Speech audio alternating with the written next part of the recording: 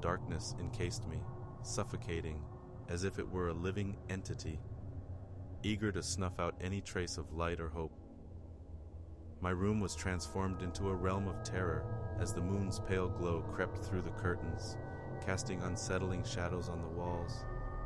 I lay in bed, trapped in a frozen body, helpless against the impending nightmare. It started with a whisper, distant yet unmistakable, like the rustling of leaves on a windless night. But the sound grew louder, twisting into unintelligible murmurs that echoed through the room. Panic surged within me, a primal fear that clawed at my mind. I tried to move to escape this dread, but my limbs were shackled by an invisible force. A presence emerged at the foot of my bed, an indistinct figure shrouded in darkness. Its eyes glowed like hot coals, boring into me with an intensity that seared my soul. It spoke, a voice that resonated not in my ears but in the depths of my mind. "You're mine," it hissed, its words slithering through the chambers of my consciousness.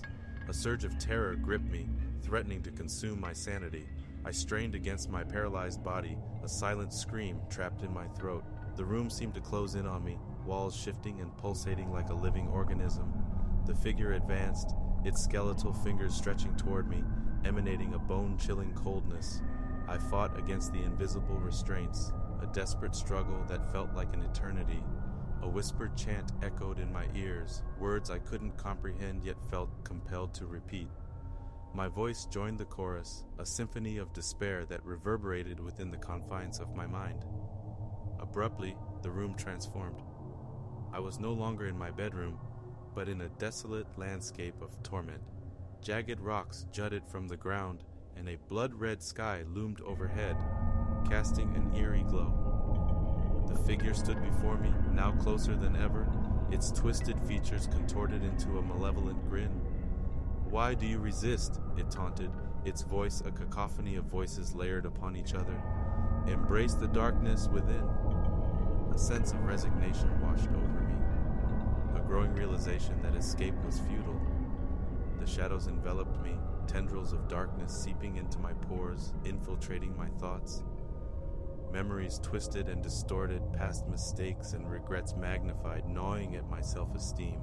Through the maelstrom of despair, a flicker of defiance ignited within me. I mustered the strength to reject the entity's influence, to reclaim control of my mind.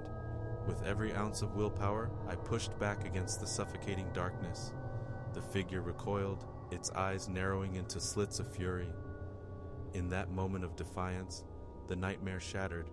Light flooded the room, banishing the malevolent presence. I gasped, gulping down the air as my body finally broke free from its paralyzing grip. Sweat soaked my brow, and I clung to the reality of my surroundings, relieved that the horror had receded. Days turned into weeks, and the memory of that night began to fade. But a nagging fear remained, a lingering uncertainty that the entity might return. Every night, as I lay in bed, I would brace myself for the possibility of its chilling presence. Then one fateful evening it happened again. Darkness closed in around me, and the whispers began anew. The figure emerged, its eyes blazing with a renewed hunger. But this time I was ready. With the strength of my previous triumph, I fought back, refusing to succumb to its control. I recited the chant, a counter-melody of defiance that drowned out its insidious words. The figure writhed in frustration, its form flickering like a dying flame. As I pushed against the nightmare, a blinding light erupted, obliterating the figure and its twisted realm. I woke with a start, my heart racing, but a newfound confidence burned within me.